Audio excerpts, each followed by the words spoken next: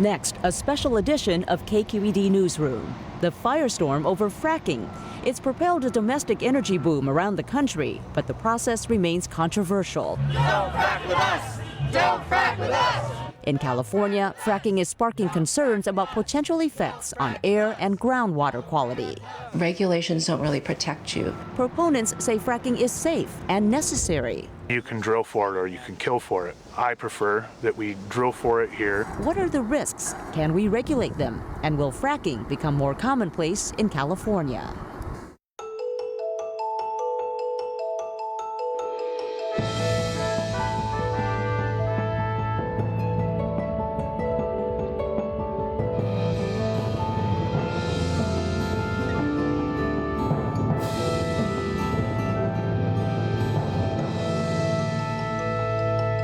Good evening and welcome to KQED Newsroom. I'm Thuy Vu. We devote tonight's program to examining hydraulic fracturing, also known as fracking. The technique uses high-pressure water, sand, and chemicals, breaking up rock to increase oil and gas production. Fracking is not yet widely used in California, but questions about its environmental impact in other states have triggered calls to ban it here. We begin in San Benito County, where the issue is going before voters. Our story comes from KQED Science's Gabriela Quiros and Sommer, who narrates it. California's San Benito County is probably best known for its Spanish Mission, a location for the classic Hitchcock film Vertigo.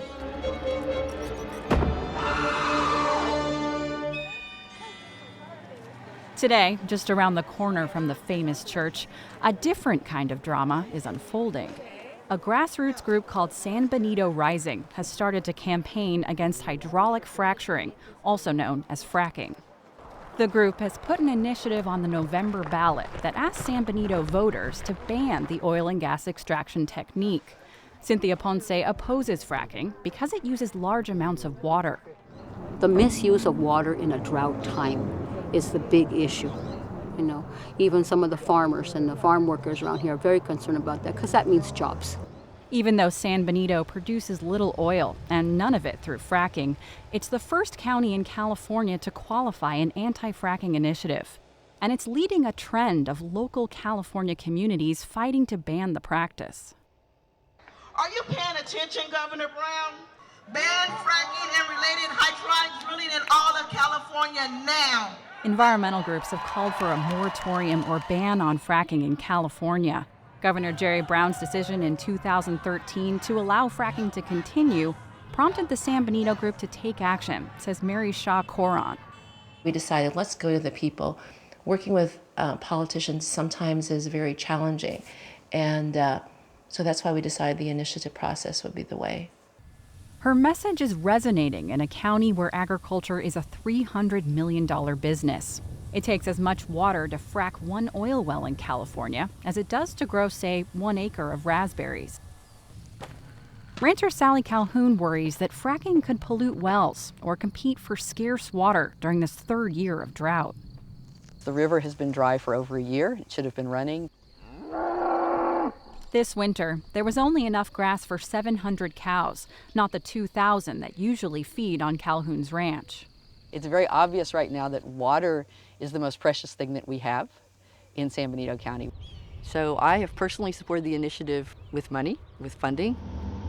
Fracking in California has mainly been confined to some oil fields in Kern County, the state's top oil producer.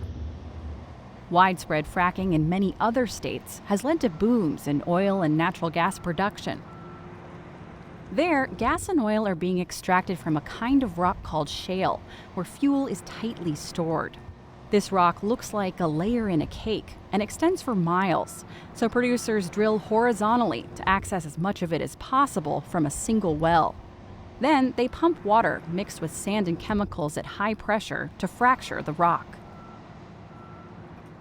U.S. Geological Survey hydrologist Bert Thomas is developing an easy way to find traces of these fracking fluids. And the methane value is 1.982. They all have at their basis a gelling agent so that it can hold the sand when it sits in place. And then they add another compound to make the jello collapse. And When the jello collapses, it leaves the sand behind. The sand provides a conduit for oil or gas. Fracking chemicals, as well as the water naturally mixed in with the oil, also flow to the surface and are captured. Maybe they'll put it into tanks, or maybe they'll put it into trucks. And in doing that, there are many opportunities for a mistake or a leak to occur above somebody's fresh groundwater resource, and that presents a risk. The HBO documentary Gasland Part 2 documents cases of water wells contaminated with chemicals. But the tests weren't released to the public. I had to drive out there and get them myself. A 2013 screening in Santa Cruz moved Mary Shaw Coron to ask director Josh Fox for advice. So what he told us is that regulations don't really protect you. You have to stop it. But Governor Jerry Brown favors regulation over a ban. He signed a law in 2013 that calls for state agencies to create regulations by 2015 based on the results of a series of studies. I signed a bill that is requiring not one but two scientific studies, deep studies on the effects of fracking, on water, on seismic activity, on air, on land use. The USGS's Thomas hopes the state will come up with tough rules. The first line of defense in California is the regulation of the well construction. If the wells are built properly, then the risks to groundwater are minimized. The second thing would be regulations involving fluid handling at the surface. While the rules are finalized, companies must obtain a state permit and test groundwater if neighbors request it. Geologists like Don Gauthier wonder whether a boom in fracking in California is even likely, given its unique geology. I think any reasonable analysis would have to recognize there's a huge amount of uncertainty there. California has the same type of oil-rich shale rock as places like North Dakota. But California's Monterey Shale has been producing that oil all along. These organic-rich shales, they've been fractured, they've been shaken by earthquakes, they've been faulted. They very effectively have generated this oil, and the oil has been expelled from the source rock, migrated up into these big traps, and been produced now in California for 125 years or more. The question is, how much, if any, oil remains behind in those source rocks? It is completely reasonable to think that most of the producible, that is the actual recoverable oil, has already been expelled and migrated away somewhere.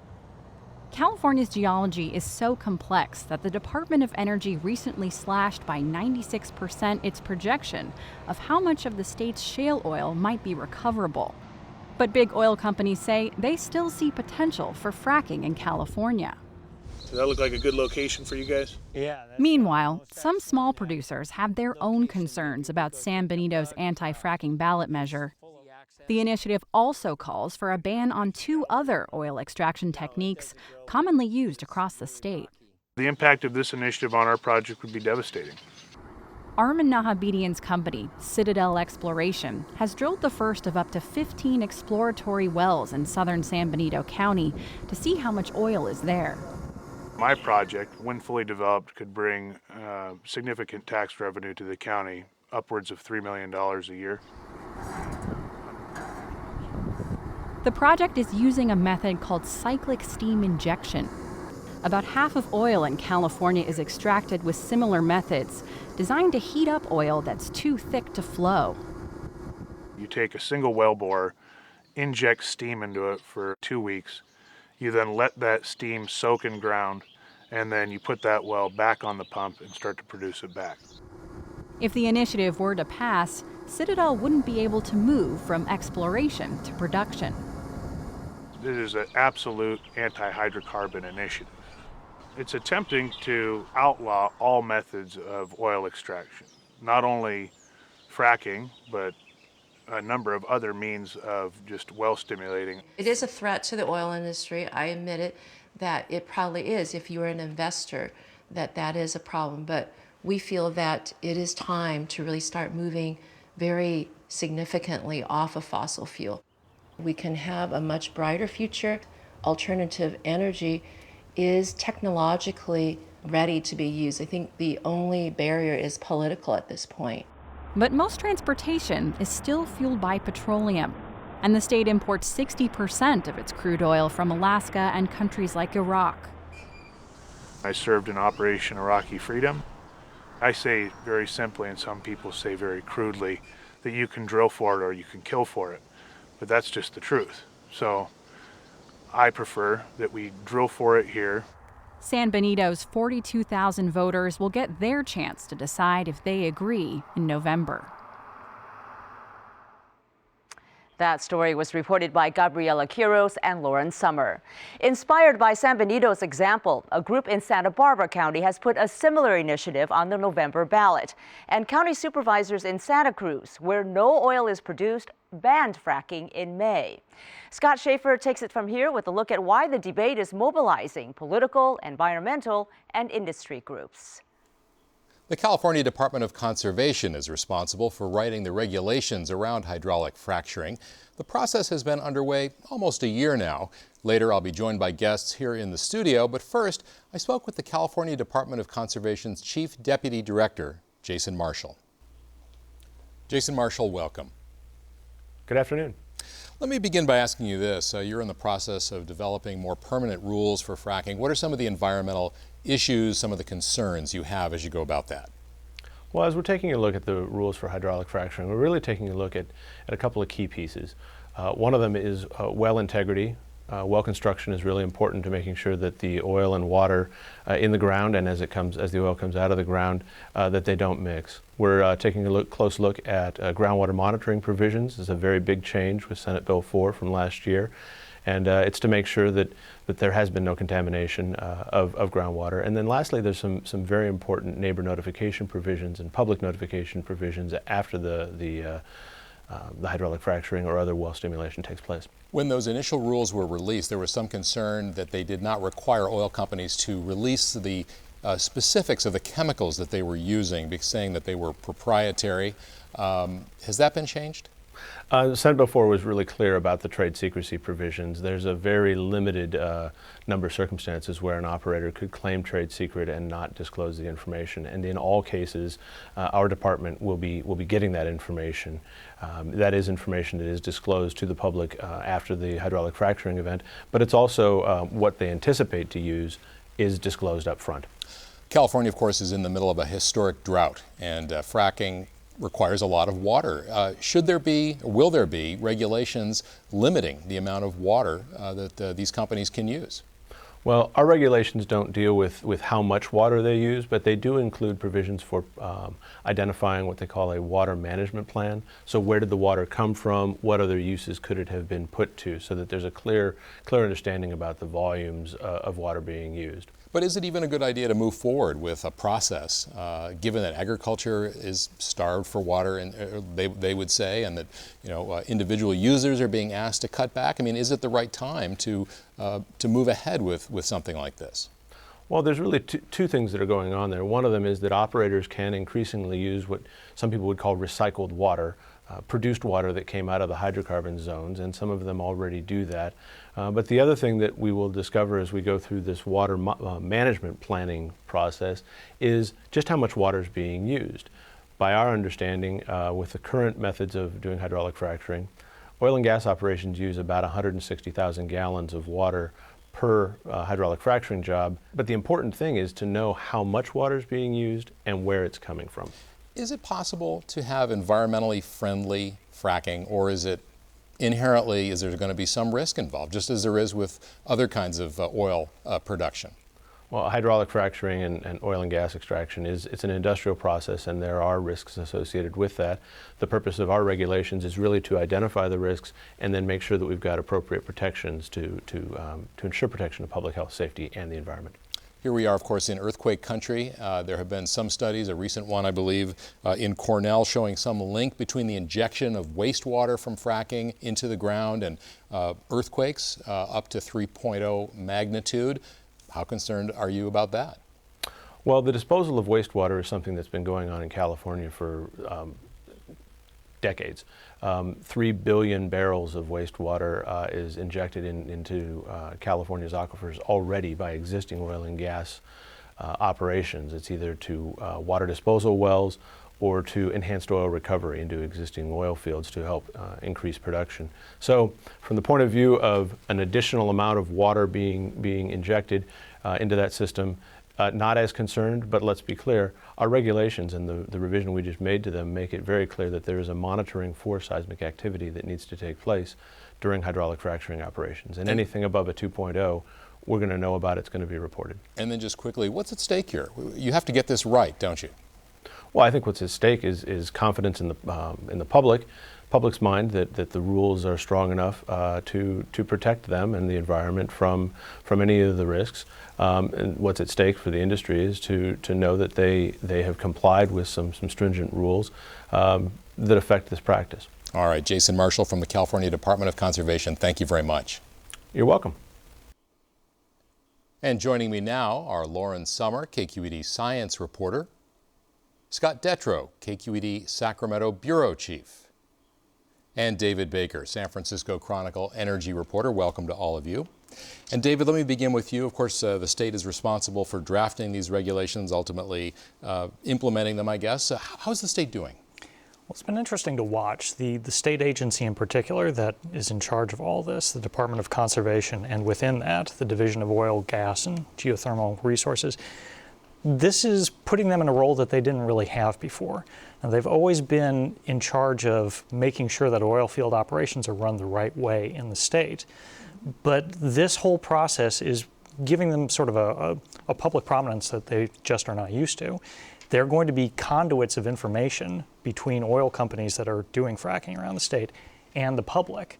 And that's just really not something that they have much experience with in the past. And there's been a lot of emotion around this as well, so the public is really paying close attention. Exactly. That said, they do appear to be moving to implement everything that the legislature asked them to do with that law last year, SB 4. And the rollout of that is not as fast as a lot of people might like, but they do appear to be making progress on it. The legislature also, though, did not give them too much leeway in some of the major things. They basically have their marching orders as to what they need to do. Lauren Sommer, take us through the numbers, not literally, but in the sense that how much fracking potential is there in California? Because we've heard this was going to make California like Texas, and then we say, well, maybe not. I've heard, it revised downward. So what are the reserves? What's the potential? Yeah, this is kind of a topic of huge debate right now because we have the Monterey Shale here in California. Just a few years ago, it was a huge estimate about how much oil was there, 13 billion barrels of oil. And just a month ago, it was downgraded to 600 million barrels. That's a huge drop. It's a huge drop. And where the change comes from is an estimate of how easy it is to get that oil out of the ground. So based on current technology, how hard is it to get the oil? The real number, maybe it's somewhere in between, but we're hearing something from all sides. Some people think, hey, we're not going to be North Dakota. It's not going to look like that. Others say the potential's there and the companies are going to figure out how to get that oil out. And how does that change in the possibilities of fracking change the interest that companies have in investing or even going about trying it? Yeah, I mean, the oil industry in the state is very old. It's been around for a century. And the easy to get stuff has kind of already been gotten. Some of the really old oil fields are starting to slow down. So the reason fracking is of interest is because there is a lot of this source rock where the oil comes from that hasn't been explored yet. And that's where you're going to see the investment when some of these reserves that have been so prolific in California really start to wind down. Now, the fracking here would result in oil getting extracted. Scott Detrow, you used to report back in Pennsylvania where fracking is also huge, more for natural gas. How are the political environments and the economics different back there, would you say? Well, I'd say one big difference is that in Pennsylvania, the drilling industry was started in Pennsylvania, but then went away for a while. And this natural gas boom was in parts of the state, rural parts of the state, that had not seen anything like this before. And all of a sudden you have major industrial trucks coming in, you have these wells popping up, and it really completely changed the face of a lot of these rural communities in Pennsylvania. I think it'd be a bit different here in California because, as Lauren pointed out, the Monterey Shale, the areas where they think this oil is located, are parts of the state that do have a legacy of oil drilling. So I don't think you'll see total shifts in drilling in places where you haven't seen before, but certainly when you're talking about fracking, it's the scale that makes a difference here. California, of course, is a highly regulated state, especially when it comes to the environment. Pennsylvania, not so much? you have Republican governors, you have Republican legislature who have made it very clear that their goal was to work with the natural gas industry to ramp it up to the point of Texas. Their goal was to become the Texas of natural gas, they'd like to say. They did eventually put a lot of these regulations in place that California is talking about now. In fact, if you look at all of the states that have drilling, by and large, the regulations are all in the same ballpark. But the difference is that Pennsylvania waited until its boom was several years in already before it did those regulations. And what California is doing well, better than other states, is that it's putting this in place before the boom comes. And so is there a sense that we can learn from North Dakota and Pennsylvania from either mistakes or just any aspect of this so that we don't get into trouble in places that maybe they have? Well, I think one of the things he touched on there is what's driving this debate in California. You know, in western Pennsylvania, you had an area that was mostly farm fields or woods. It's an absolutely beautiful place to be. I used to report there myself. And then it turned into a semi-industrial area with oil field operations or natural gas operations all over the place. Most of the fracking, almost all of the fracking happening in California right now is in the area that we've always had oil operations in the state. Kern County, Central mostly Valley. Kern County, yeah. And people outside of that area don't want to become that. They don't want their homes to turn into an oil extraction zone. They've seen what happened in Pennsylvania, and that's exactly what gets them so scared about what could happen here. But to any of you, is what happened in Pennsylvania scary? Well, I mean, it depends because, yes, there's been a massive industrialization. And if you liked your small, quiet town, you have a problem with that. But you go to these towns, and the truth is people are making $80,000 a year to drive trucks around who just graduated from high school. I know a lot of people who would love to make $80,000 a year. There's a lot of money that comes with this. There's a lot of second and third and fourth hand trickle downs of benefits that come with the drilling boom. And a lot of people say, hey, that's great. I understand their consequences. I'm happy to make a lot of money here too. But the question is, and Pennsylvania's already seen one minor recession when the price falls out and people stop drilling, all of a sudden those jobs dry up very, very quickly. And the particular problem we're seeing here in California, the concern is that the new areas that people are worried about, that maybe there might be an expansion of oil drilling, happen to be ag areas, farms. And so you've got people that are obviously concerned about groundwater, concerned about the impact on their land, and that's where we're starting to see some of the tension. Well, and you mentioned groundwater, and of course agriculture relies on that, but people do also for their drinking water, and I think that's the real scary thing for folks. One of them, at least, is that without knowing it, or only when it's too late, will they realize that the groundwater has been contaminated? How serious a risk is that? Well, there have been a lot of studies about that in other parts of the country where we do have fracking, and there's no definitive answer on it. There's no definitive study that you can point to. There have been ones in Pennsylvania and also down in Texas, southern Texas, where people have gone in, looked at well water, and found a lot of chemicals that you would not normally expect to find. Like in Texas, they found fairly elevated levels of arsenic. That's not something that you really want to be drinking. But they didn't find it consistently around every well. It was sort of a hit and miss kind of thing. So that's part of why people are so emotional about this issue. There isn't really a bedrock of knowledge that we can all point to and say, okay, we agree this is the situation we're facing. Scott Detrow, this is, of course, an election year, and Governor Brown has had a bit of a split with environmentalists who are calling some of them for a moratorium, and the governor is sort of taking the same position that President Obama is, all of the above. Let's explore it, let's be careful, but we need to really, this is sort of a transitional fuel. What kind of political pressure, if any, is the governor feeling? This was actually a real tension point at the Democratic convention earlier this year, the state convention. The governor was giving his acceptance speech for the party's nomination, and he was interrupted. The end of his speech was basically derailed by fracking protesters who were really frustrated with Governor Brown for pushing forward with allowing drilling to take place here.